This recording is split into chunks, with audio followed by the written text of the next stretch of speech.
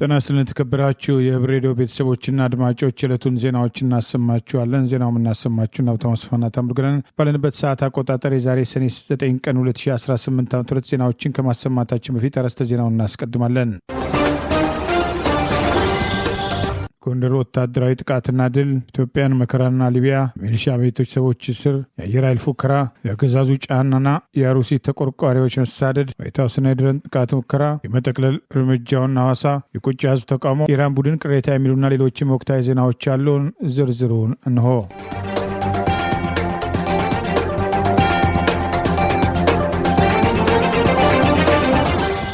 ሜጀር ጀነራል ዋንታ ባታ አንደኛ ኮር ጉና ክፍለ ጦር ስቴደንሳና አገረ ቢዘን ብርጌድ በተናበበና በተቀናጀ ጥቃት በጠላት ላይ እስከ ጨበጣ በዘለቀው ውጊያ ጠላት ያላሰበውን ሰብአዊና ቁሳዊ ኪሳራ ማስተናገዱን አስታውቀዋል። የአማራ ፋኖ ብሔራዊ ንቅናቄ አፋብን ጎንደር ጠቅላይ ግዛት በላይ ዛሬ ሰኔ 9 ቀን 2018 ዓ.ም ይፋ ባደረገው መረጃ የሜጀር ጀነራል ዋንታ ባታ አንደኛ ኮር ጉና ክፍለ ጦር ስቴደንሳ ብርጌድና ሀገረ ቢዘን ብርጌድ በተናበበና በተቀናጀ መንገድ በአገዛዙ ስልጣን አስጠባቂ ሰራዊት ላይ ዛሬ ሰኔ 9 ቀን 2018 ከጠዋቱ 1 ሰዓት እስከ ቀኑ 7 ሰዓት ድረስ እስከ ጨበጣ በዘለቀ ውጊያ ከጎንደር በር እስከ አሲቃ ከቁጫ ዱር እስከ ዘንግና ካለም በር እስከ አሲቃ ጠላትን ከጨዋታ ውጭ በማድረግ ከፍተኛ ሰብአዊና ቁሳዊ ኪሳራ እንዲያስተናግድ ማድረጋቸውን ገልጸዋል። በዚህ ጥቃት ጠላት ያላሰበውን ምት ያስተናገደ ሲሆን ስቴደንሳና ሀገረ ቢዘን ብርጌድ በተናበበና በተቀናጀ መንገድ በጠላት ላይ ከፍተኛ ወታደራዊ ድል መቀዳጀታቸውን የሜጀር ጀነራል ዋንታ ባታ አንደኛ ኮር ህዝብ ግንኙነት ኃላፊ አርበኛ ሀቅ ያለው ጸጋ ዛሬ ሰኔ 9 ቀን 2018 ባወጣው በዚሁ መረጃ ገልጿል። በሌላ ግንባር የዚሁ ኮር ነበልባሉ 23ኛ ክፍለ ጦር አሃድ የሆኑት አንደኛ ሻለቃና 3ኛ ሻለቃ በአገዛዙ ስልጣን አስጠባቂ ሰራዊት ላይ ከወጂ እስከ አሲቃ ድረስ በተናበበና በተቀናጀ መንገድ የሰነዘሩትን የደፈጣ ጥቃት ተከትሎ ድል መቀዳጀታቸውን አስታውቋል። በዚያው ውጊያ ከወረታ ወጂና አለምበር ተሰባስቦ የመጣው የአብይ አገዛዝ ስልጣን አስጠባቂ ኃይል እቅዱን ሙሉ ለሙሉ በዚህ ጥቃት ያከሸፉ ሲሆን ጠላት ያላሰበውን ሰብአዊና ቁሳዊ ኪሳራ እንዲያስተናግድ ማድረጋቸውን ገልጸዋል። በተመሳሳይ በሜጀር ጀነራል ዋንታ ባተ ኮር በሁሉም ግንባሮች የተመሩ ውጊያዎችን የቀጠናው ስራ አስፈጻሚ አመራር የሆኑት ጀነራል አምሳሉ ማዘንጊያና ፋኖ ድረስ ሞላ ከነሙሉ አጃቢዎቻቸው ከመንትዮቹ ብርጌዶች ጋር ቅንጅት በመፍጠር በጠላት ላይ ሰብአዊና ቁሳዊ ኪሳራ የደረሰበትን ወታደራዊ ድል በማምጣት የጠላትን እቅድ በማክሸፍ የበኩላቸውን አስተዋጽኦ ማድረጋቸውን ይኸው መረጃ ጠቅሷል። በሁለቱም ግንባሮች በተደረጉ አውደ ውጊያዎች የጨበጣ አውደ ውጊያ የተደረገበት የጠላት እቅድ ሙሉ ለሙሉ የከሸፈበት ጠላት ኪሳራ የደረሰበት እንዲሁም አማራ ፋኖ በየትኛውም መንገድ የጠላት ኃይል መመከት ብቻ ሳይሆን ማጥቃት እንደሚችል በቁጥራዊ ማስረጃዎች ያስመሰከረበት ወታደራዊ ውሎ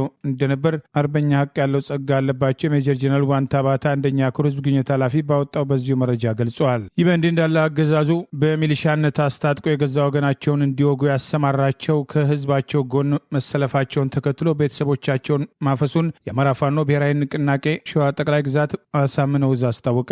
በኮሎኔል ማቴዎስ ማዴቦ የሚመራው የአየር ወለድ ቅልብ ሰራዊት 395 የሚሆነው አማራ እናቶችን ወደ ፋኖ የተቀላቀሉ ባሎቻችሁን አምጡ በሚል በግፍ መታሰራቸውን የአጼ አምደ ጽዮን ኮር ለዕዙ በላከው መረጃ ማረጋገጡን ዛሬ ሰኔ 9 ቀን 2018 ባወጣው መረጃ ጠቅሷል። በሸዋ ጠቅላይ ግዛት መርሃ ቤቴ አውራጃ የሬማ ከተማና አካባቢው ነዋሪዎች ከፍተኛ ግፍ በመፈጸም የሚታወቀው የብልጽግናው ስልጣን አስጠባቂ 101ኛ አየር ወለድ ክፍለ ጦር ቁጥራቸው 395 የሚሆነው አካባቢ ማወራዎችን ከሚጠቡ ህጻናት ጋር በመያዝ ባሎቻቸው 94,000 ብር በልተው መሳሪያቸውን ይዘው ፋኖን ተቀላቅለዋል ወይ እንዲመጡ አድርጉ፣ ካልሆነም በተሃድሶ መልክ ደብረ ብርሃን ከተማ ወስደን የሰጠናቸውን ገንዘባችንና መሳሪያችንን ይመልሱልን በሚል በግፍ አፍሰው ማሰራቸው ተገልጿል። ትላንት ሰኔ 8 ቀን 2018 እናቶችን በርካታ የሬማ ከተማ ነዋሪዎችን የፋኖ ደጋፊ ናችሁ በሚል በግፍ ያስረው በኮሎኔል ማቴዎስ ማዴቦ የሚመራው የአገዛዙ ስልጣን አስጠባቂ ጦር በተለያዩ ምክንያት በአገዛዙ ቤት ቆይተው ስርዓቱ በአማራ ህዝብ ላይ የሚፈጽመውን ግፍ በውል ተረድተው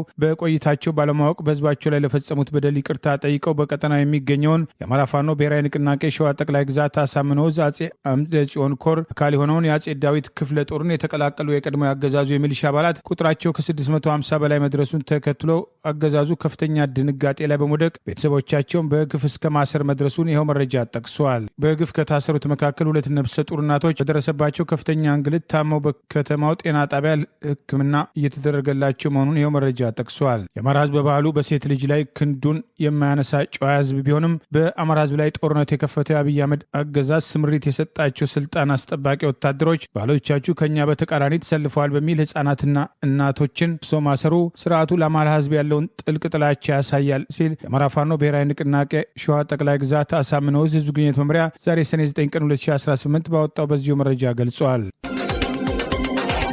በርካታ ኢትዮጵያን ተገን ጠያቂዎች ወደ ምዕራብ አውሮፓ አገራት መሸጋገሪያ በሚያደርጓትም ሰሜን አፍሪካዊቷ ሊቢያ ውስጥ የሚገኝ የስደተኞችም ማዕከል በጸረ ስደተኛ ሰልፈኞችም ተዘጋ። በዛሬቱ ሊቢያ ውስጥ ክርስቲያን መሆን ጥቁር መሆን መከራ ነው ተባለ። ህገወጥ ስደተኞች በሊቢያ ውስጥ እንዲሰፍሩም ጥረት እየተደረገ ነው ያሉ ሊቢያውያን ዛሬ ባካሄዱት የተቃውሞ ሰልፍ በትሪፖሊ ከተማ የሚገኝ የዓለም አቀፉ የስደተኞች ተመላሽ ማዕከል በእንግሊዝኛው ምህጻረ ቃል IOM ዋና ጽህፈት ቤትን ዘግተውታል ሲል ሊቢያን ኦብዘርቨር አስነብቧል። እንደ ዘገባው ከሆነ እነዚህ ተቃዋሚዎች መግባት አይፈቀድም፣ ኖ ኢንትሪ፣ መስፈር ወይም ሪሴትልመንት አይኖርም፣ ሊቢያም ለሊቢያኖች ብቻ ነች የሚል መፈክር ያነገቡ ሲሆን ሊቢያውያን ተቃዋሚዎቹ በግዛቲቱ የሚገኙ ሰነድ አልባ ስደተኞችም ወደ መጡበት አገራት እንዲመለሱ መጠየቃቸውም ተዘግቧል። የዛሬው የሰላማዊ ሰልፍ እንቅስቃሴ ላለፉት 2 ሳምንታት ሲካሄድ የነበረው የጸረ ስደተኞች እንቅስቃሴ አካል መሆኑም ተመልክቷል። ለስደተኞች ማረፊያም ሊሰጥ ነው ተብሎ የተጠረጠረው የሊቢያ መንግስት ጠቅላይ ሚኒስትሩ አብዱል መሐመዲ መረጃውን በማስተባበል አገራቸው ሊቢያ ኢትዮጵያንን ጨምሮ በርካታ የአፍሪካ ስደተኞችን ወደ መጡበት አገራት የማባረር እንቅስቃሴ እያደረጉ እንደሚገኙ፣ ነገር ግን የአቅም ውስንነትም እንደተጫጫናቸው አስታውቀዋል። በተያያዘ ዜና በዛሬቱ ሊቢያ ውስጥ ክርስቲያን መሆን፣ ስደተኛ መሆን፣ ጥቁር አፍሪካዊ መሆን ህይወትን ዋጋ ያስከፍላል፣ ነጻነትን የሚያስገፍፍም አስቸጋሪ ክስተት ነው ሲል ለስደተኞች የሚቆረቆረው ሪፊውጅ ኢን ሊቢያ ከቅርቡ በተንቀሳቃሽ ምስል አስደግፎም አጋርቷል። አንድ ኢትዮጵያዊ ሳይሆን እንዳልቀረ የተገመተ ስደተኛ ወገን ማህተም በአንገቱ ላይ ማጥለቁን የተመለከቱ ሊቢያን ወጣቶች በጠራራም ፀሐይ አስቀምጠው ከመሬትም ጥለው ሲደበድቡት የሚያሳይ መረጃ በጥቂት ወገኖችም አማካኝነትም ይዘዋወራል ያለው የጸረ ስደተኞችም ጸረ ሃይማኖትና ጸረ ዘረኝነትም እንቅስቃሴ ወንጀል በመሆኑ በአስቸኳይ ሊቆም እንደሚገባም አጽንኦትን በመስጠትም እነዚህ ወገኖችም ስደተኞች እንጂ ወንጀለኞች አይደሉም በማለትም ሪፊውጂስ ኢን ሊቢያም ድርጊቱን በጽኑ አውግዞታል። እንደ ፈረንጆቹ አቆጣጠር በወርሃ ሚያዝያ ወይም አፕሪል 2015 ዓ.ም በግምት 30 ኢትዮጵያንና ኤርትራውያን ተገን ጠያቂ ኦርቶዶክሳውያን በሊቢያ የባህር ዳርቻ አካባቢ በእስላማዊ አክራሪ አይሲስም ታጣቂ ቡድን ተይዘው ማተባቸውን በጥሱም አሊያም ትገደላላችሁ ለሚለው የአሸባሪዎቹም ጥያቄ እምነታችንን አንቀይርም፣ መስዋዕትነትን እንመርጣለን በማለትም የወሰዱትን ውሳኔም ከፍተኛ ዓለም አቀፋዊ ተቃውሞ ማስነሳቱና ዛሬም ድረስ እነዚህ ኢትዮጵያን ወገኖች በሰማዕታትነት በቅድስት ቤተክርስቲያን እየታሰቡ እንደሚገኙ መረጃዎች ይገልጻሉ። በመራቤቴ አውራጃ ሞረትና ጅሩ ወረዳ የአባት አርበኞች አደረጃጀት መጠናከሩ ተገለጸ። አገዛዙ ወታደሮች ዛሬም ፋኖን መቀላቀላቸው ቀጥለዋል። የአማራ ፋኖ ብሔራዊ ንቅናቄ አፋብን ሸዋ ጠቅላይ ግዛት አሳምነው ህዝብ ግንኙነት መምሪያ ዛሬ ሰኔ 9 ቀን 2018 ይፋ ባደረገው መረጃ በቀጠናው እየጠናከረ የመጣው የአባት አርበኞች አደረጃጀት መራቤቴ አውራጃ ሞረትና ጅሩ ወረዳ ተግባራዊ መደረጉን አስታውቋል። በሸዋ ጠቅላይ ግዛት መራቤቴ አውራጃ ሞረትና ጅሩ ወረዳ በአማራ ፋኖ ብሔራዊ ንቅናቄ ሸዋ ጠቅላይ ግዛት አሳምነው አጼ አምደ ጽዮን ኮር ስር የሚንቀሳቀሰው የራስ አበበ አረጋይ ክፍለ ጦር ህዝብን የማንቃትና በክላስተር የማደራጀት ስራውን አጠናክሮ መቀጠሉን ይኸው መረጃ ጠቅሷል። ክፍለ ጦሩ በቀጠናው ከህዝብ ጋር በቅርብ እየሰራ እንደሚገኝ የገለጸ ሲሆን የአካባቢው ማህበረሰብ የተደራጀ የፋኖ ኃይልን በደጀነት በመደገፍ ወደፊት መገስገስ የመጨረሻው ምርጫ መሆኑን ማረጋገጡ ገልጾ በዚህ መሰረት በአካባቢው ነዋሪ ተነሳሽነት የተመሰረተው አዲስ አደረጃጀት ዲናጎ ክላስተር አርበኛ ኢንጂነር ናሁሰናይ ብርጌድ በሚል የአባት አርበኞች ብርጌድ መቋቋሙን አስታውቋል። የአካባቢው ነዋሪዎች እንደገለጹት ይህ አደረጃጀት የተፈጠረው በቀጠናው የህዝብን ሰላም፣ ደህንነትና ፍትህ በአስተማማኝ ሁኔታ ለማስፈን ካለው አስፈላጊነት በመነሳት መሆኑ የተጠቀሰ ሲሆን ነዋሪዎቹ በንጹሐን ላይ እየደረሰ ያለው ሰብአዊ መብት ጥሰት እንዲሁም በትምህርት ቤቶችና በጤና ተቋማት ላይ እየተፈጸመ ያለው ውድመት ሊገታ የሚችለው በተቀናጀ የህዝብ ተሳትፎ ትግል መሆኑን መግለጻቸውን መረጃው ጠቁሟል። የክፍለ ጦር አመራሮች በበኩላቸው የህዝቡን ሰላምና ደህንነት የሚያስጠብቅ ጠንካራ ደጀን እየፈጠሩ ጉዟቸውን ወደፊት እንደሚያደርጉ ገልጸው ማህበረሰቡ የተጀመረውን አደረጃጀት ይዞ አካባቢውን ሰላም እንዲጠብቅ ጥሪ ማቅረባቸውን ይኸው መረጃ አስታውቋል። በተያያዘ ዜና አጼ አምደ ጽዮን ኮር ምክትል አዛዥ የነበረው 50 አለቃ ፀሐዬ ወልዴን ለአማራ ህዝብ ሲል ከተሰዋ በኋላ ዛሬ 80 ቀን ዝክር ሰማዕታት መታሰቢያ ክብር በጓዶቹ መካሄዱን እዙ ባወጣው ተጨማሪ መረጃ ገልጿል። በዚህ መርሃ ግብር ላይ የትግል ጓዶቹ በየደረጃው የሚገኙ አመራሮች የአጼ አምደ ጽዮን ኮርና የአጼ ዘርዓ ያዕቆብ አንደኛ ኮር የፋኖ ሰራዊት አባላት እንዲሁም የጀግናው ቤተሰቦች መገኘታቸውን አስታውቋል። የዕለቱ ተሳታፊዎች የጀግናውን ዓላማ ከግብ ለማድረስ ቃል ኪዳናቸውን ያደሱ ሲሆን የአማራ ህዝብ የህልውና ትግል መስዋዕትነት የነገው ነጻነት ዋስትና መሆኑን የሚገልጹ መልእክቶች መተላለፋቸውን የኮሩ ሚዲያና ኮሙኒኬሽን ዛሬ ሰኔ 9 ቀን 2018 ባወጣው ተጨማሪ መረጃ ገልጸዋል። ይህ በእንዲህ እንዳለ አገዛዙ ስልጣን አስጠባቂ ሰራዊት መካከል 11ኛ ዕዝ 104ኛ ኮር 9ኛ ክፍለ ጦር አባላት የሆኑ 5 ወታደሮች ከነሙሉ ትጥቃቸው ምኒልክ ዕዝን መቀላቀላቸውን አፋብን ወሎ ቤተ አማራ ምኒልክ ዕዝ ዛሬ ሰኔ 9 ቀን 2018 ባወጣው ተጨማሪ መረጃ ገልጿል። የግፈኛው አገዛዝ ስልጣን አስጠባቂና ብቸኛ መከታ የሆነው ኃይል በመፍረስ ላይ እንደሚገኝ የጠቀሰው መረጃ 5 ወታደሮች የአማራ ፋኖ ብሔራዊ ንቅናቄ ወሎ ቤተ አማራ ምኒልክ ዕዝ 105ኛ ኮር 47ኛ ክፍለ ጦር አትሮንስ ሻለቃን ከነሙሉ ትጥቃቸው የተቀላቀሉ ሲሆን የእስረኞች ዕዝ ተብሎ የሚጠራው የአገዛዙ 11ኛ ዕዝ 9ኛ ክፍለ ጦር ስምና ታሪክ ብቻ ሆነው ለመቅረት አፋፍ ላይ መድረሱንም አስታውቋል። ብዙ በስም የጠቀሳቸው 5 ወታደሮች 4 ጥቁር ክላሽ፣ 1 ባለ 2 እግር ኮሪያ ሰራሽ ክላሽ፣ 555 የክላሽ ተተኳሽ፣ 3 የእጅ ቦምብ፣ 5 የደረት 11 የክላሽ ካዝና በመያዝ ፋኖን መቀላቀላቸውን አስታውቋል። ጋዜጠኛ ሳልሳዊት ባይነሳኝ ከሳምንት በፊት በፖሊስ ቁጥጥር ስር መዋሏን ቤተሰቦቿም ለዲደብሊው አረጋገጡ። እኛም ቀደም ሲል እንደዘገብነው የጋዜጠኛዋ ታናሽ እህት ሃይማኖትም ባይነሳኝ ዛሬ ለራዲዮ ጣቢያው እንደገለጸችው እህቷም ሳልሳዊት ያለፈው ሰኞ ሰኔ 1 ቀን 2018 ዓ.ም ከሰዓት በኋላ አዲስ አበባ ከሚገኘው መኖሪያ ቤቷ በፖሊስ ለጥያቄ ትፈልጊያለች ተብላም ተይዛ መወሰዷን ገልጻለች። መጀመሪያ ላይ በፖሊስም የተወሰዱት ጋዜጠኛዋና የቤት ሰራተኛዋ ሲሆኑ ሰራተኛዋ በሁለተኛው ቀን እንደተለቀቀችም እህቷም ሃይማኖት ገልጻለች። እንደ ሃይማኖት ገለጻ በመጀመሪያም 2 ቀናት ሰኔ 1 እና ሰኔ 2 ጋዜጠኛ ሳልሳዊት በጊዜያዊ ማቆያ የነበረች ሲሆን በኋላ ግን ፒያሳ ጊዮርጊስ አካባቢ ወደሚገኘው 3ኛ ፖሊስ ጣቢያ ወይም መደበኛ እስር ቤት መዛወሯን ገልጻለች። ጋዜጠኛዋ የተያዘችበት ጉዳይ እስካሁን በውል አለመገለጹን የምትናገረው እህቷ ሃይማኖት ነገር ግን የክስ መዝገቡ በነዲያቆን ዘላለም መዝገብ በመሆኑ ከሰሞኑ የኦሮሚያ ክልል የአሩሲ ክርስቲያኖች ግድያ ጋር የተያዘ ሊሆን እንደሚችልም ጥርጣሬዋን አሳድራለች። የ4 ዓመት ህፃን ልጇን ትታ ለእስራት የተዳረገችው ጋዜጠኛ ሳልሳዊት ከታሰረች 1 ሳምንት ቢያልፋትም እስካሁን ድረስ ፍርድ ቤት አለመቅረቧን ታናሽ እህቷም የገለጸች ሲሆን ስለሆነውም የሚመለከተው አካል ፍትህ እንዲሰጣቸውም ጠይቃለች።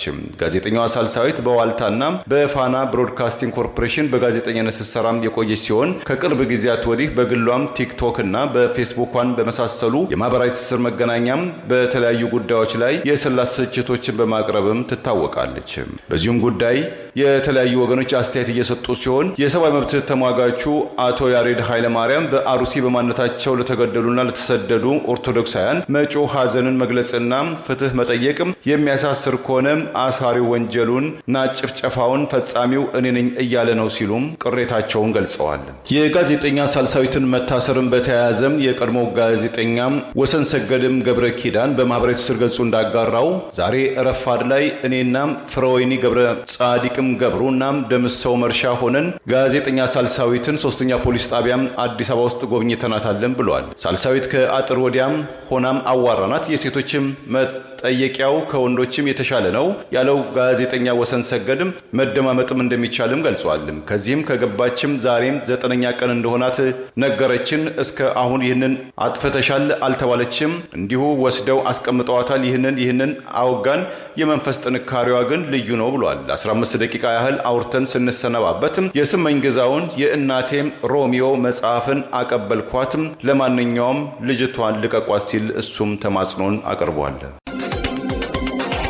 የራሱን ህዝብ በመጨፍጨፍ የሚፎክር አየር ኃይል አዛዥ በሚል በተደጋጋሚ ወቀሳ የሚቀርብባቸው ሌተናንት ጀነራል ይልማ መርዳሳ ዛሬም የሰላም አማራጭን ችላ ብሎ ወደ ውጊያ ከገባ አየር ኃይላችን ጠላትን እስከ ወዲያኛው ይሸኛል በማለት በስም ያልጠቀሱትን ጠላት ተከትሎ መፎክራቸው ተጨማሪ ጥያቄ አስነስቷል። አገዛዙ እያደረገ ያለው ወታደራዊ ዝግጅት መጠናከሩን ያሳያል ተብሏል። የጠቅላይ ሚኒስትሩ አገዛዝ በህዝብ ላይ የሚከፍታቸውን ጦርነቶች ተከትሎ ሰላማዊ ሰዎችን በመጨፍጨፍ መሰረተ ልማት በማውደም ወላድ እናቶች ጤና ጣቢያ እንዳሉ ጭምር በድሮን በመጨፍጨፍ ስማቸው በጦር ወንጀል ይጠየቁ ከሚባሉ ወታደራዊ አዛዦች ተርታ የሚሰለፈው የአየር ኃይሉ አዛዥ ሌተናንት ጀነራል ይልማ መርዳሳ የሰላም አማራጭን ችላ ብሎ ወደ ውጊያ ከገባ አየር ኃይላችን ጠላትን እስከ ወዲያኛው ይሸኛል በማለት በስም ያልጠቀሱትን ጠላት ተከትሎ ከህወሓት ጋር ዳግም ጦርነት ለመክፈት ዝግጅት እያደረጉ ነው በሚባልበት በዚህ ወቅት ያደረጉት ፉከራ ጥያቄ አስነስተዋል። የአንድ ሀገር አየር ኃይል የሀገሪቱን የአየር ክልል መጠበቅ፣ አገሪቱ ከባዕዳን የሚሰነዘርባትን ጥቃት የመከላከል ተልዕኮ ያለው ቢሆንም ጠቅላይ ሚኒስትር አብይ አህመድ ወደ ስልጣን ከወጡ በኋላ አየር ኃይል ዋና ተግባሩ በህዝብ ላይ የከፈቱትን ጦርነት ለማስፈጸም ሰላማዊ ሰዎችን መጨፍጨፍ፣ መሰረተ ልማቶችን ማውደም፣ በዚህም ባለፉት 3 ዓመታት የአማራ ህዝብ ላይ የተከፈተውን ጦርነት ተከትሎ እናቶች ለወሊድ በገቡበት ጤና ጣቢያ በድሮን የተጨፈጨፉበት፣ ትምህርት ቤት የወደመበት፣ በተሽከርካሪ ሲጓዙ የነበሩ ከቤተ ክርስቲያን የሚመለሱ ምዕመናንን ጨምሮ በድሮን የተጨፈጨፉበት እርምጃና ቀደም ሲል ከህወሓት ጋር የነበረውን ጦርነት ተከትሎ በትግራይም ተመሳሳይ ጥቃት መፈጸማቸው ሲገለጽ የቆየ ሲሆን ዛሬ በይፋ በሰጡት መግለጫ ያደረጉት ፉከራ ከህወሓት ጋር ዳግም ጦርነት ውስጥ ለመግባት አገዛዙ እያደረገ ያለውን ዝግጅት ተከትሎ በቀላሉ የማይታይና ተጨማሪ ሰላማዊ ሰዎች የዚህ አየር ኃይል ጥቃት ሰለባ እንደሚሆኑ ማሳያ ነው ተብለዋል። ዛሬ ሰኔ 6 ቀን 2018 ዓ.ም ያገዛዙ ስልጣን አስጠባቂ በሆነው መከላከያ ማህበራዊ ገጽ ላይ በወጣው የሌተናል ጀነራል ይልማ መርዳሳ ንግግር አየር ኃይሉ ዘመናዊ ቴክኖሎጂ መታጠቁን የማይበገር አየር ኃይል መገንባቱን የገለጹ ሲሆን ለመሆኑ ባለፉት 8 ዓመታት አየር ኃይሉ ለኢትዮጵያ ያደረገው አስተዋጽኦ ምንድነው? የጠቅላይ ሚኒስትር አብይ አህመድ አገዛዝን ስልጣን ለማስቀጠል ሰላማዊ ሰዎችን መጨፍጨፍ፣ መሰረተ ልማት ማውደምን ዛሬም እንደ ጀግንነት ታያላችሁ የሚሉ ወቀሳዎችና አስተያየቶች ተጠናክረው ቀጥለዋል። የፌዴራል መንግስቱና ህወሓት ዳግም ጦርነት ውስጥ ለመግባት በየበኩላቸው ዝግጅት እያደረጉ ባለበት በዚህ ወቅት የጀነራሉ ማስፈራሪያ ከዚህ ቀደምም የኢትዮጵያን አየር ክልል ወፍ ጭምር አያልፍም የሚል አስተያየት ሲሰጡ የቆዩ ቢሆንም በጦርነት ወቅት ወደ ትግራይ ከሱዳን ይደረጉ የነበሩ በረራዎችን ማስቆም ያልቻለው አየር ኃይል በተቃራኒው ሰላማዊ ሰዎችን የጥቃት ኢላማ ለማድረግ ብርቱ እንደነበርና በትግራይ በነበረውም ጦርነት ሆነ በአሁኑ ወቅት በአማራ ህዝብ ላይ እየተካሄደ ባለው ጦርነት ውስጥ በግንባር ቀደምትነት በጦር ወንጀል ሊጠየቁ ከሚገባቸው ያገዛዙ ወታደራዊ አዛዦች፣ የፖለቲካ አመራሮች መካከል ጠቅላይ ሚኒስትር አብይ አህመድ፣ የመከላከያ ኤታማጆር ሹም የቀድሞ ምርኮኛ ብርሃኑ ጁላ፣ የአየር ኃይሉ አዛዥ ሌተናል ጀነራል ይልማ መርዳሳና ሌሎችም በየደረጃ ስማቸው ሲጠቀስ መቆየቱ አይዘነጋም። ሌተናል ጀነራል ይልማ መርዳሳ አየር ኃይሉ በአገር ሀብት እየተጠናከረ መምጣቱን በፎከሩበት ንግግር ጀግኖች ያሏቸው ሰላማዊ ሰዎችን እየጨፈጨፉ የሚገኙ አብራሪዎች፣ ቴክኒሽያኖች የኢትዮጵያ ሰማይ በንቃት በመጠበቅ ላይ ይገኛሉ በማለት በዘመናዊ አውሮፕላኖችና ሄሊኮፕተሮች የታገዘ ፈጣን የአየር ስምሪትና የላቀ ሎጂስቲክ አቅም ተገንብቷል በማለት ለቀጣዩ ጦርነት መዘጋጀታቸውን በፉከራ መግለጻቸው በአገዛዙ በኩል ያለው የጦርነት እቅድ እየገፋ መምጣቱን ማሳያ ነው ተብለዋል። ይህ በእንዲህ እንዳለ ሰሞኑን በነጌታቸው ረዳና ሬድዋን ሁሴን ህወሓት በፌዴራል መንግስቱ ላይ ጦርነት ለማድረግ እየተዘጋጀ ነው የሚለውን ወቀሳ ተከትሎ ህወሓት ትላንት በበኩሉ ባወጣው መግለጫ የፌዴራል መንግስቱ ትግራይን ዳግም ለመውረድ ዝግጅት እያደረገ ነው የሚል ምላሽ ሰጥተዋል። ይህ በእንዲህ እንዳለ በአወዛጋቢ ንግግራቸው የሚታወቁት የኡጋንዳው ፕሬዚዳንት ሙሴቬኒ ልጅ የአገሪቱ ወታደራዊ አዛዥ ጀነራል ሙዚ በኤክስ ወይም ትዊተር ገጻቸው በትግራይ ጦርነት ከተጀመረ ከወንድሜ አብይ አህመድ ጎን ነኝ በማለት እንደ ወትሮ አወዛጋቢ አስተያየት መስጠታቸው መነጋገሪያ ሆነዋል። ዛሬ በማህበራዊ ገጻቸው ባስተላለፉት በዚህ መልእክት በትግራይ የሚገኙ አካላት ሌላ አዲስ ጦርነት እንዳይጀምሩ ያሉ ሲሆን በትግራይ ያሉ ወገኖችን በጣም እወዳለሁ ያለው ጀነራሉ ነገር ግን ጦርነት ሰልችቶናል፣ ሌላ ግጭት እንዳይቀሰቀስ ያለውን ፍላጎት ገልጾ ድጋሚ በትግራይ ጦርነት ከተጀመረ ከወንድሜ አብይ ጎን ቆማለሁ በማለት ከዚህ ቀደም አሜሪካና ኢራን ያደረጉትን ጦርነት ተከትሎ ከእስራኤል ጎን ሰለፋለሁ እስከ ማለት የደረሰው ጀነራል በማህበራዊ ሚዲያ መነጋገሪያ ሆነው እንደነበር አይዘነጋም። በአሩሲ በኦርቶዶክስ እምነት ተከታዮች ላይ አነጣጥሮ የተፈጸመውን ጥቃት ሃይማኖት ተኮር አይደለም የሚለውን የክልሉ ባለስልጣናትና ይህኑ ለማራገብ የሞክረው የአገዛዙ ጉዳይ አስፈጻሚ የተባለው ሰብአዊ መብት ኮሚሽን ንግግርን ለማጠናከር ኡስታዝ አቡበከር በሰጠው ቃለ መጠይቅ በርከት ያሉ ሙስሊሞች እንደተገደሉ አድርጎ ለማቅረብ መሞከሩ ወቀሳ አስከትሎበታል። በኦሮሚያ ክልል በምስራቅ አሩሲ በተደጋጋሚ በኦርቶዶክስ እምነት ተከታዮች ላይ የሚፈጸመውን ጥቃት ተከትሎ በተለይም ግንቦት 23ና 24 ቀን 2018 ዓ.ም ከ13 በላይ ምዕመናን ለተገደሉበት፣ በርካቶች ታግተው ዛሬም ድረስ የደረሱበት ያልታወቀበት፣ ከ2500 በላይ የሚሆኑ ሰላማዊ ሰዎች የተፈናቀሉበትና አንድ የእስልምና እምነት ተከታይ ጭምር የሞተበትን ሃይማኖት ተኮር ጥቃቱ ሃይማኖት ተኮርም ብሔር ተኮርም አይደለም በሚል የክልሉ ባለስልጣናት ለማድበስበስ የሰጡትን መግለጫ ለማጠናከር ያገዛዙ ጉዳይ አስፈጻሚ ሰብአዊ መብት ኮሚሽንም ተመሳሳይ አስተያየት ለመስጠትና የሟቾችን ቁጥር ለመቀነስ 101 ዓመት ዕድሜ ያለው ቤተክርስቲያን መቃጠሉን ለማስተባበልና መስጊድም አጥሩ ላይ ጥቃት ደርሰዋል ለማለት የሞከረ ቢሆንም እነዚህ ሐሰተኛ ሪፖርቶችን መሰረት አድርጎ አዲስ ትርክት ለመፍጠር ከመጅሊሱ ባለስልጣናት አንዱ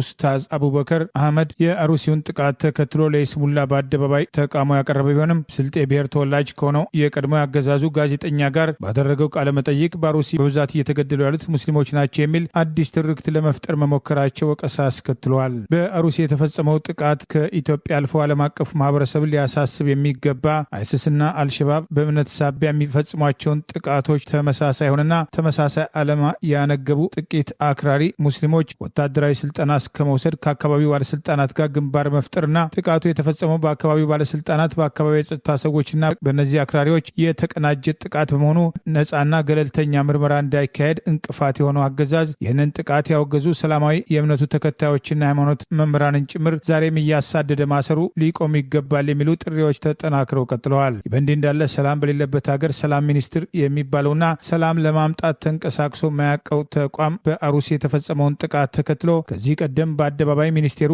የሃይማኖት መድረኮችን ለፖለቲካ መጠቀሚያ አታድርጉ በሚል መግለጫ ከማውጣት አልፎ ከአገዛዙ የደህንነት መስሪያ ቤት ጋር ግንባር ፈጥሮ በኦርቶዶክስ ቤተክርስቲያን በእምነቱ ተከታዮች ጥቃት ላይ አስተያየታቸውን የሰጡ የሃይማኖት አባቶችን በማስፈራራት ላይ እንደሚገኝና በቤተክርስቲያን መምህራንና ለህዝብ የሚቆረቆሩ ጥቂት አባቶች ላይ ጫናዎች እየበረቱ መምጣታቸውን የሚጠቅሱ መረጃዎች ወጥተዋል። ይህ በእንዲህ እንዳለ የሃይማኖቱ ተከታዮች ራሳቸውን በማደራጀት ህይወታቸውና እምነታቸውን ለመጠበቅ መንቀሳቀስ መደራጀት የሚችሉባቸው በርካታ የቤተክርስቲያኒቷ መዋቅሮች መኖራቸውን ወደ ጎን በማድረግ ጥቂት የሃይማኖት አባቶችን ብቻ ዝምታ መርጠዋል በሚል እነሱን ተጠያቂ በማድረግ ከኃላፊነት መሸሽ አይቻልም የሚሉ ወቀሳዎች እየቀረቡ ሲሆን ብፁዕ አቡነ ማርቆስ በአደባባይ ይህ ሁሉ ግፍ እየተፈጸመ ጸሎታችን ለምን መሬት አይደርስም፣ ሰው አይገደል ማለት ፖለቲካ አይደለም በሚል የሰጡት አስተያየት በስፋት በማህበራዊ ሚዲያ እየተዘዋወረ ይገኛል። እንዲህም ሁሉ እየጸለይን ቆይ እንደው ወደ ላይ አልሄድ ያለ እስታክ ያደረገ ምን አለ? ትራፊክ አለ ላይ ኃጢአታችን እኮ ነው በደላችን።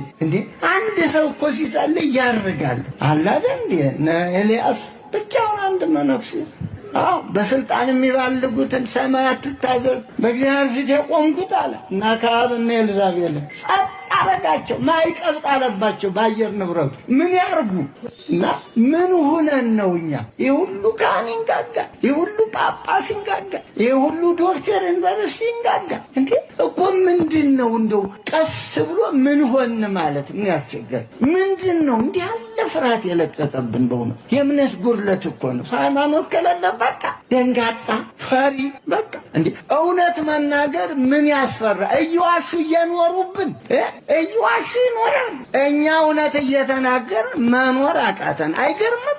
ግርም እኮ ነው። ሁሉ ህዝብ አሁን እውነት ቢናገር ምን አለ እኮ ተው እኮ ነው። ክፉን ነገር ተው።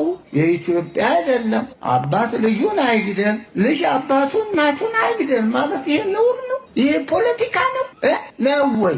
አይደለም እኮ እንዴ ለፖለቲካውም እኮ ይበጃል። ክፉን ሰው ተው ማለት እንዴ እንዲህ እየተባሉ መኖር ያሳፍራል። በአሜሪካው ነጩ ቤተ መንግስት ወይም ዋይት ሀውስ ላይ የሰው አልባ አውሮፕላን ድሮን ጥቃት ለመፈጸም አሲረዋል የተባሉ ተጠርጣሪዎች በቁጥጥር ስር መዋላቸውን የፌዴራሉ ምርመራ ቢሮ አስታወቀ። የአሜሪካው የፌዴራል ምርመራ ቢሮ FBI ዋና ዳይሬክተር ካሲን ፓተል በማህበራዊ ትስስር ኤክስ ገጻቸው እንዳሰፈሩትም ባለፈው እሁድም የአሜሪካ 250ኛ ዓመትና የፕሬዚዳንት ዶናልድ ትራምፕን 80ኛ የልደት በዓልን ለማክበር በደቡባዊ የዋይት ሀውስ በኩል የተካሄደውን ወታደራዊ ትርኢትም የርችት እና የነጻም ትግል ግጥሚያን የተከናወነበት በሺዎች የተቆጠሩ እንግዶች የታደሙበትም ፕሮግራምን የድሮን ጥቃት በመፈጸም ፈንጠዝያውን ለማወክም አሲረዋል የተባሉ በትንሹ 5 ተጠርጣሪ ሰዎች በቁጥጥር ስር ውለዋልም ብለዋል። ከፕሮግራሙ መካሄድም 4 ቀናት ቀደሞ መረጃው የደረሰው FBI ከአጋር የስለላ ተቋማት ጋር በመሆን የተወጠነውን ሴራን አክሽፈናል፣ ይህንን ሴራን ላከሸፉት የደህንነት አባላት ምስጋና ይገባቸዋልም ሲሉ አሞግሰዋል። ይህንን የድሮን ጥቃት ለመፈጸም ሞክረዋል የተባሉት ተጠርጣሪዎችም የካሊፎርኒያ፣ የኦሃዮና የሙዝሪ ግዛት ነዋሪዎች መሆናቸውም ተገልጿል። በትላንትናው ዕለትም በፈረንሳይ እየተካሄደ ያለውን 7ኛው የበለጸጉ አገራት ወይም G7 መሪዎችን ስብሰባ ላይ የታደሙት ፕሬዚዳንት ዶናልድ ትራምፕ ስለ እሁድ ዕለቱ የድሮን ጥቃት ሙከራም የሰሙት ነገርም ካለም ተብለው ከጋዜጠኞች ለቀረበላቸው ጥያቄም ለጊዜው የማውቀው ነገር የለም፣ አጭር ማብራሪያም ወይም ብሪፍም አልተደረገልኝም ብለዋል። ምርመራው ሲጠናቀቅም ለህዝብ ይፋም እንደሚያደርግም ተጠርጣሪዎችም ከፍርድ ቤት እንደሚቀርቡ ቃል የገቡት የኤፍቢአይ ዳይሬክተር ፓታል ወደፊትም ቢሆን መሰል ጥርጣሬዎች ሲኖሩ ማንኛውም ዜጋም ለኤፍቢአይ ጥቆማም እንዲያደርግም ሲሉ ጥሪ አቅርበዋል። CNN በበኩሉ ለጉዳዩ ቅርበት ያላቸው ምንጮች ነገሩኝ በማለት እንደዘገበው ተጠርጣሪዎቹም ተለዋውጧቸዋል የተባለው መረጃም እንደሚያሳየው ገዳይ የተባለው ንጥረ ነገርን በድሮን ላይ በመጫን የዋይት ሀውስ ፕሮግራምን የሚካሄድበትን አካባቢ ላይ እንዲወድቅ ማድረግ ማስቻል ማስጨነቅ፣ በታዳሚዎች ላይ በጥይት የታገዘም ጥይትም ጥቃት መፈጸም የሚል እቅድ እንደነበራቸውም ይህ እቅዳቸውን ለማከናወን ምን ያህል ምዕራፍ እንደተጓዙም በውል ግን አልተገለጸም ብለዋል። የአሜሪካው የደህንነት ሹሙ ሲያን ካርን በበኩላቸው ድርጅታቸው በዚህም ጸረ ሽብር ዘመቻ ውስጥም በሰው ኃይል በቴክኒካል እርዳታም 24 ሰዓታት በማሯሯጥም የተጠርጣሪዎቹን ማንነት በማንጠር እንደዚሁም ለህግ በማብቃትም ተሳትፎም ማድረጉን አረጋግጠዋል። የአሜሪካው 250ኛ ምስረታ ዓመትና የፕሬዝዳንት ዶናልድ ትራምፕ 80ኛ ዓመትም መገጣጠምን ለማክበር ወደ 100,000 ሰዎችም የታደሙ ሲሆን ከ60 ሚሊዮን የአሜሪካን ዶላር በላይ ወጪ መደረጉን የአገሪቱ መገናኛ ብዙሃን ገልጸዋል።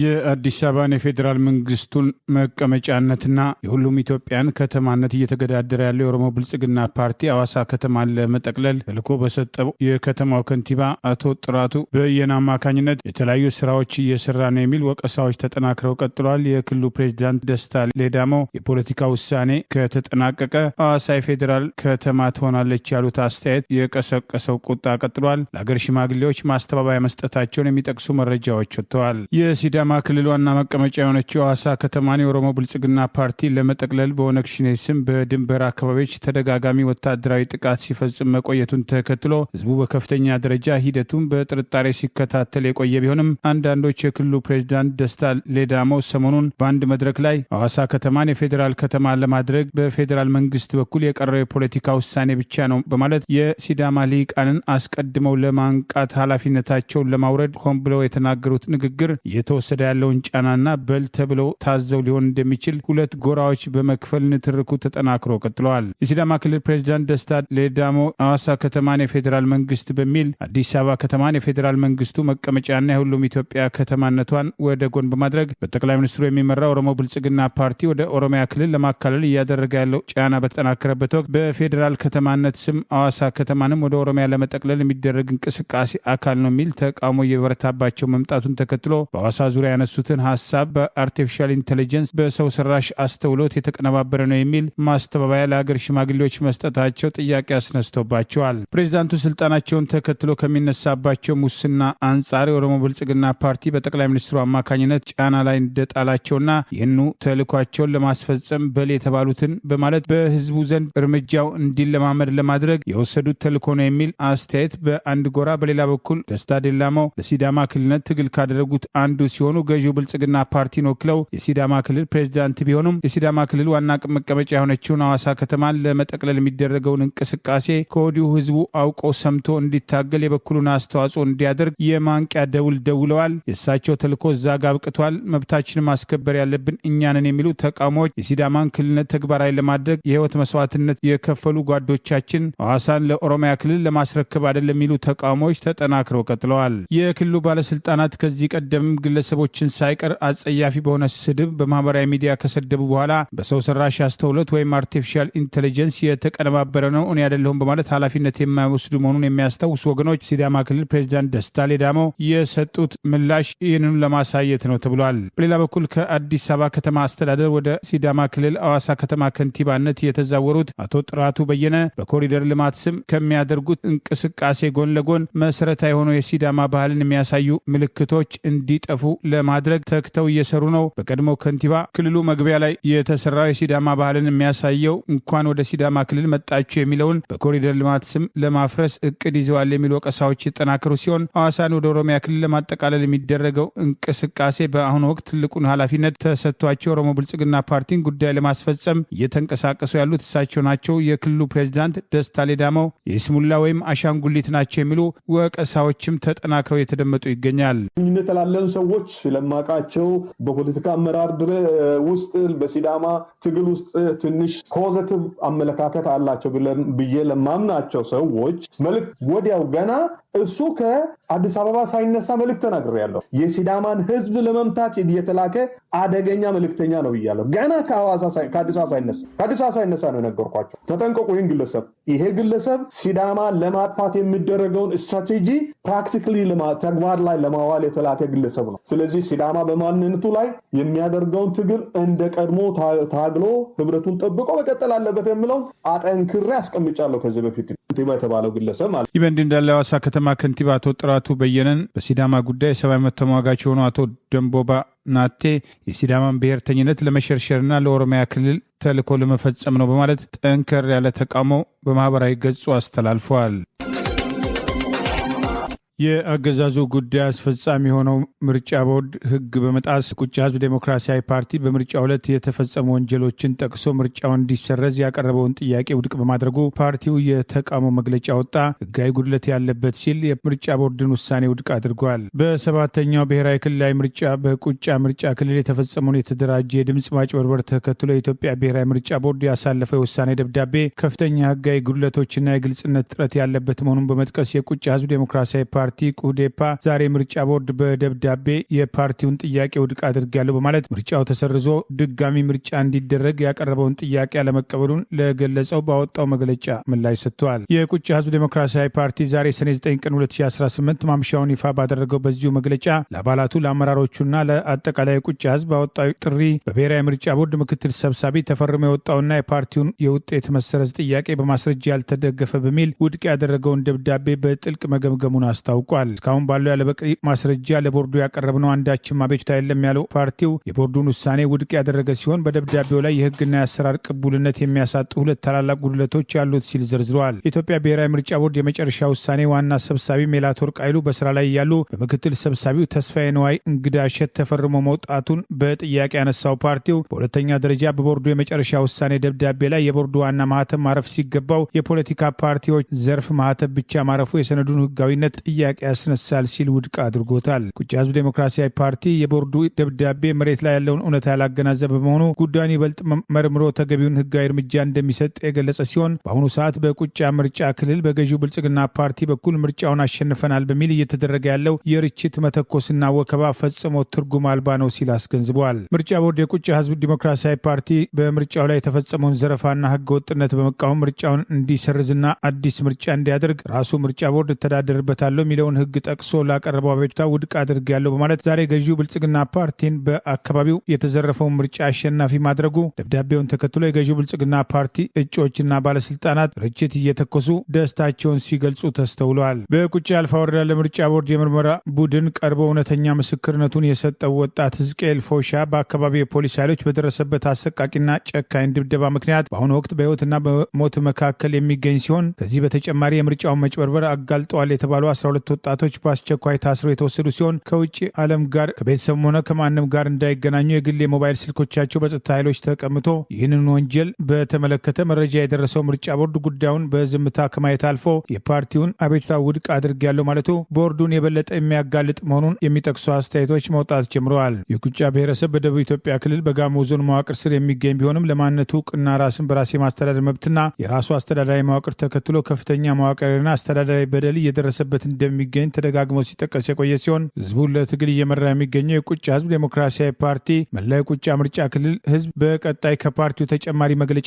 ህጋዊ አቅጣጫ እስኪሰጥ ድረስ ያላንዳች መረባበሽ ሁሉንም ነገር በትዕግስትና በሰከነ መንገድ እንዲጠባበቅ፣ ሰላሙን ከምንጊዜውም በላይ እንዲጠብቅ፣ የሚደርስበትን ማንኛውንም ችግር ለሚመለከታቸው አካላት እንዲያሳውቅ ሲል በአጽንኦት ጥሪ አቅርቦ የምርጫ ቦርድን ህገወጥ ያለውን አቤቱታውን የሰረዘበትን ውሳኔ ህጋዊነት ጭምር በማጠየቅ ውድቅ ማድረጉን አስታውቋል። የገዢው ብልጽግና ፓርቲ አባላት በግዳጅ ራሳቸው ኮሮጆ ከመሙላት ጀምሮ በአካባቢው እኛን አልመረጡም ያሏቸውን ጭምር እያዋከቡ እንደሚገኙ፣ በአካባቢው እየደረሰ ያለው ማንነት ተኮር ጥቃት በሰብአዊ መብት ተሟጋቾችና መገናኛ ብዙሃን በኩል ትኩረት ሊያገኝ ይገባል የሚሉ ጥሪዎች ተጠናክረው ቀጥለዋል። ቦርዱ ለመሸፋፈን ቢሞክርም በማህበራዊ ሚዲያ ጭምር ያገዛዙ ካድሬዎች አስቀድመው ኮሮጆ ሲሞሉ የነበረበት ሁኔታ የተጋለጠበት በአማራና ኦሮሚያ ክልል የምርጫ ዕለት ጭምር ጦርነቶች እንደነበሩና ያገዛዙን የይስሙላ ምርጫ ለማደናቀፍ የተወሰዱ ወታደራዊ እርምጃዎች በአገዛዙ ኃይል ላይ ከፍተኛ ኪሳራ ማድረሳቸውን ዓለም አቀፍ ሪፖርቶች ጭምር በወጡ ማግስት ምርጫ ቦርድ ይህንን የይስሙላ ምርጫ ህጋዊ ለማድረግ የሚያደርገው እንቅስቃሴ ቦርዱ የገዢው ብልጽግና ፓርቲ ጉዳይ አስፈጻሚነቱን በየጊዜው በተግባሩ እያረጋገጠ መምጣቱ በወቀሳ የተነሳ ይገኛል። በርካታ ናይጄሪያን ዜጎች በኢትዮጵያ አዲስ አበባ ቦሌ ዓለም አቀፍ አውሮፕላን ጣቢያ በኩል ወደ ሶስተኛ አገራትም በህገወጥ መንገድ ለመሸጋገር ሲሞክሩ መያዛቸው አሳዛኝ ነው ሲሉ አንድ የአገሪቱ እጩ ፕሬዝዳንት ቅሬታቸውን ገለጹ። የናይጄሪያው ዲሞክራቲክ ኮንግረስ ፓርቲ ፕሬዝዳንታዊ እጩ ፒተር ኦቤ ዛሬ ባወጡት መግለጫ ኢትዮጵያና ናይጄሪያ የእስረኞች መለዋወጥ ስምምነትም ደረሱ የሚለው ሰበር ዜና ገናም ከጆሮአችን ሳይጠፋም ብዛት ያላቸው ናይጄሪያን ወጣቶች ለተሻለ ህይወትና ስራ ፍለጋም ወደ ውጪ አገራት ለመሰደድ በኢትዮጵያ ቦሌ አውሮፕላን ጣቢያም ሲደርሱ በቁጥጥር ስር ውለዋል በማለትም ቅሬታቸውን አሰምተዋል። የናይጄሪያ መገናኛ ብዙሃን እንደዘገቡት በተለያዩ ጊዜያት ከህገወጥ እንቅስቃሴ ጋር በተያያዘ ተጠርጥረው በኢትዮጵያ እስር ቤቶች ውስጥ ከነበሩ ከ150 በላይ የናይጄሪያን ዜጎች መካከል በትንሹ 4 ያህሉ በተለያዩ ችግሮች ምክንያት መሞታቸውን ተገልጿል። ይህንን አሳዛኝ ገጠመኝን የናይጄሪያ ፖለቲከኞች የብሔራዊ ኪሳራ ነው በማለትም ሲኮንኑትም ቆይተዋል። በተለያዩ አገራት የሚገኙ የናይጄሪያ ዜጎች ለአስተናጋጅ አገራት ወይም ሆስት ካንትሪስ ህጎችም ተገዢ እንዲሆኑ ክብር እንዲሰጡ ያሳሰቡት ናይጄሪያው እጩ ፕሬዝዳንት ፖለቲከኛው ፒተር ለራሳችን ከባድ የሆነም ጥያቄ መጠየቅ እንሻለው፣ እርሱም ወጣት አምራች ዜጎቻችን ለምን በገፍ ይሰደዳሉ ብለን መጠየቅ ነው ብለዋል። ናይጄሪያው እጩ ፕሬዝዳንት ኦቤ በዚሁ መግለጫቸው በአገራቸው ናይጄሪያ ውስጥ ወጣቶች ተስፋም ቆርጠው እንዳይሰደዱ ለማድረግ እውነተኛም የኢኮኖሚያዊ ተጠቃሚነት፣ ተገቢው የትምህርት የስልጠና ፕሮግራም ማፋጠን፣ ጠንክረው የሰሩ ዜጎች የሚሸለሙበት ባህል እንዲጎለብትም ጥሪ አቅርበዋል። በትላንትናው ዕለት የዓለም እግር ኳስን ለመጫወት ከጎረቤት ሜክሲኮ ወደ አሜሪካ የመጣው የኢራን ብሔራዊ ቡድን እጅግ አስቀያሚ ጭቆና ተደርጎብናል በማለትም ቅሬታውን ለዓለም አቀፉ እግር ኳስ ኮሚቴም ፊፋም ገለጸ። ከኒውዚላንድ ብሔራዊ ቡድን ጋር ባካሄደው ግጥሚያ 2-2 የወጣው የኢራን ብሔራዊ ቡድን አሰልጣኝ አሚር ጋሊሆዌ፣ የብሔራዊ ቡድኑ አምበል ማሂ ታይሪም፣ የመሃል መስመር ተጫዋቹ መሐመድ ማሂ ቅሬታቸውን ከገለጹት መካከል ተጠቅሰዋል። የኢራን ብሔራዊ ቡድን በሎስ አንጀለስ ከተማ ባደረገው ግጥሚያ ላይ በቅርበት ለታደሙት የዓለም እግር ኳስም ፕሬዝዳንቱ ጂያኒ ኢንፌንቶ ቅሬታቸውን የገለጹትም የብሔራዊ ቡድኑ አሰልጣኝ አሚር ከአድካሚው ውድድር በኋላ ያለ አንዳች ማገገም ወደ አውሮፕላናችን ገብተን ወደ ሜክሲኮ ቲጓናም እንድንጓዝ መደረጉ ፊፋም ለኢራን ብሔራዊ ቡድን ያሳየው መስተንግዶ በእጅጉ ጭቆና የታከለበት ነው። አስተናጋጆቹ ሁኔታዎችን በእጅጉ ውስብስብ አድርገውብናል። ነገር ግን ይህ ሁሉ ፈተናዎች እኛን መልካም ነገሮችን ከመስራትም አይገድበንም በማለትም ቅሬታቸውንና የሞራል ቁርጠኝነታቸውን ገልጸዋል። ከጨዋታው በፊት ከ2 ቀናት በፊትም ወዲህ መምጣት ነበረብን ያሉት አሰልጣኙ ዛሬም ቢሆን እዚህ ከጨዋታው በኋላ አገግመን ነገ ምሳ ሰዓት ላይ መመለስ ነበረብን። ከዚያ አኳያ ብሔራዊ ቡድናችን ላይ ከፍተኛ አጠቃላይ የፊፋም ጭቆና ገጥሞታል። የኛም የፌዴሬሽን የሚዲያ ባለሙያዎች፣ የማናጅመንት ቡድኖች እዚህ የሉም በማለትም መሪር ቅሬታቸውን አሰምተዋል። የፊፋው ፕሬዝዳንት ጂያኒ በበኩላቸው እናንተ በዓለም እግር ኳስ ውድድር ላይ ምን ያህል ክህሎት እንዳላችሁ ለቤተሰቦቻችሁ፣ ለጓደኞቻችሁ፣ ለዓለም ሕዝብ አስመስክራችኋል። አሁንም 2 ግጥሚያዎችም ይኖራሉ። በእነዚህ ግጥሚያዎችም የዓለም ሕዝብ ኩራት መሆናችሁን ታስመሰክራላችሁ ብዬም ተስፋ አድርጋለሁ ብለዋል። በመቀጠልም እዚህ በመምጣታችሁ ታሪክ ሰርታችኋል፣ የዓለም ሕዝብም እንዲሁ ተመልክቷችኋል። እናንተም ከማንም በላይ ጠንካራችሁ ናችሁ፣ በእጅጉም እናመሰግናችኋለን በማለትም የኢራን ብሔራዊ ቡድንን አድንቀዋል። በስተመጨረሻም የአስተናጋጇ ሜክሲኮ መንግስት ሎስ አንጀለስ ከተማ የሚገኙ የሜክሲኮ ዜጎችም ከስታዲየሙ በመግባት ላደረጉላቸው መሰረታዊ ትብብር በተለይ በቲጓና ከተማ የሚገኘው ህዝብ ላደረገው ሞቅ ያለ አቀባበል የኢራን ብሔራዊ ቡድን አሰልጣኝ በእጅጉ እናመሰግናለንም ብለዋል። በኒውዚላንድ ብሔራዊ ቡድን ለ2 ጊዜ ሲመራ የነበረው የኢራን ብሔራዊ ቡድን የፖለቲካው ትኩሳት የጸረ ኢራን መንግስትም ተቃውሞ ሰልፍን በመቋቋም 2-2 በሆነ ውጤት ማጠናቀቁ በበርካታዎች ዘንድም አግራሞትን ፈጥሮታል።